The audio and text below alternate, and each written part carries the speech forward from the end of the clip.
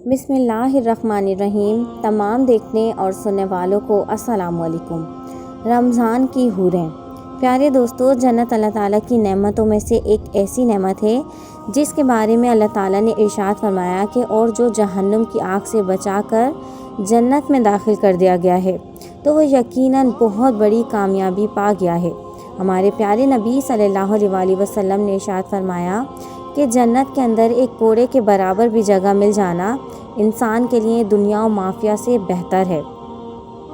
کیونکہ دنیا کی بادشاہت تو ختم ہو سکتی ہے لیکن جنت کی بادشاہت کبھی نہیں۔ تو دوستو، واقعہ شروع کرنے سے پہلے اگر اب تک میرے چینل کو سبسکرائب نہیں کیا ہے تو کر لیجئے اور ساتھ میں نہ بجنے والی گھنٹی کو بھی دبا دیں۔ پیارے دوستو، ہمارے پیارے نبی صلی اللہ علیہ وسلم نے فرمایا کہ جس کسی کو بھی جنت میں ایک کوڑے کے برابر جگہ عطا کر دی گئی ہے وہ کبھی بھی ختم نہ ہوگی اور نہ ہی اس کا چین و سکون ختم ہوگا اور نہ ہی اسے کبھی کوئی دکھ و تکلیف ہوگی، اور وہاں پر اللہ تعالیٰ اپنے بندوں کو ان کی ایسی بیویاں انہیں عطا کرے گا جو کہ سب سے زیادہ حسین و جمیل ہو اور ان سے ٹوٹ کر محبت کرنے والی ہوں اور اپنے شوہر کے علاوہ ہرگز کسی دوسرے کی طرف متوجہ نہ ہوں گی، کیونکہ انسان دنیا کے اندر عورتوں کو پسند کرتا ہے۔ اسی وجہ سے اللہ تعالیٰ نے جنت کے اندر حوروں کو پیدا فرمایا ہے تاکہ انسان اپنی پسند کی وجہ سے میری عبادت کرنے پر آمادہ ہو جائے، کیونکہ اللہ تعالیٰ انسان کو ایک ایسے بچے کی طرح ٹریٹ کرتا ہے جو بچے سے انتہائی درجے تک محبت کرتا ہو اور وہ یہ چاہتا ہو کہ کسی بھی طرح یہ بچہ میرے پاس آ جائے۔ اس طرح اللہ تعالیٰ بھی اپنے بندوں سے 70 ماؤں سے بھی زیادہ محبت کرتا ہے اور اس لیے اللہ تعالیٰ اپنے بندوں پر اتنا مہربان ہے۔ پیارے دوستو، حضرت عبداللہ ابن عباس رضی اللہ تعالیٰ عنہ سے مروی ہے کہ ہمارے پیارے نبی صلی اللہ علیہ وسلم نے ارشاد فرمایا، بے شک جنت ماہ رمضان کے لیے ایک سال سے دوسرے سال تک سجائی جاتی ہے۔ بس جب رمضان آتا ہے تو جنت کہتی ہے، اے اللہ تعالیٰ، مجھے اس مہینے میں اپنے بندوں میں سے میرے اندر رہنے والے بندے عطا فرما۔ پھر حضور صلی اللہ علیہ وسلم نے ارشاد فرمایا کہ جس نے اس ماہ رمضان میں اپنے نفس کی حفاظت فرمائی،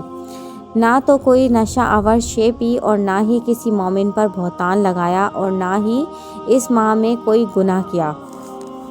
تو اللہ تعالیٰ ہر رات میں اس کا نکاح 100 حوروں سے فرمائے گا اور اس کے لیے سونے چاندی یاقوت اور زمرد کا ایسا محل بنائے گا کہ اگر ساری دنیا جمع ہو جائے اور اس محل کے اندر آ جائے تو اس محل کی اتنی ہی جگہ کو گھیرے گی جتنا بکریوں کا ایک باڑہ دنیا کی جگہ کو گھیرتا ہے۔ اور جس نے اس ماہ میں کوئی نشہ آور چیز پی یا کسی مومن پر بہتان لگایا اور اس ماہ میں کوئی گناہ کیا تو اللہ تعالیٰ اس کے 1 سال کے اعمال کو برباد فرما دے گا۔ پیارے دوستو، ہمارے پیارے نبی صلی اللہ علیہ وسلم نے ارشاد فرمایا، بے شک جنت سال کے شروع سے اگلے سال تک رمضان المبارک کے لیے سجائی جاتی ہے، اور فرمایا یعنی عید الفطر کا چاند نظر آتے ہی اگلے ماہ رمضان کے لیے جنت کی آراستگی اور سجاوٹ کا کام شروع ہو جاتا ہے اور سال بھر فرشتے اسے سجاتے رہتے ہیں۔ چنانچہ وہ جنت جس کو اللہ تعالیٰ نے پیدا کیا، جس کو پیدا کرنے والا اتنا حسین و جمیل ہو، وہ جنت کتنی خوبصورت ہوگی، اور پھر جنت خود سجی سجائی اور اس پر مزید یہ کہ اس کو اور زیادہ سجایا جائے اور پھر سجانے والے فرشتے ہوں تو کیسی سجائی جاتی ہوگی۔ چنانچہ اس کی سجاوٹ ہمارے وہم و گمان سے بھی باہر ہے۔ حضرت عبداللہ ابن عباس رضی اللہ تعالیٰ عنہ سے مروی ہے کہ ہمارے پیارے نبی صلی اللہ علیہ وسلم نے ارشاد فرمایا کہ جب رمضان المبارک کی پہلی رات آتی ہے تو عرش کے نیچے سے محسیرہ نامی ایک ہوا چلتی ہے جو جنت کے درختوں کے پتوں کو ہلاتی ہے، اور اس ہوا کے چلنے سے ایسی دلکش آواز بلند ہوتی ہے کہ اس سے اچھی آواز آج تک کسی نے نہیں سنی ہوگی، اور اس آواز کو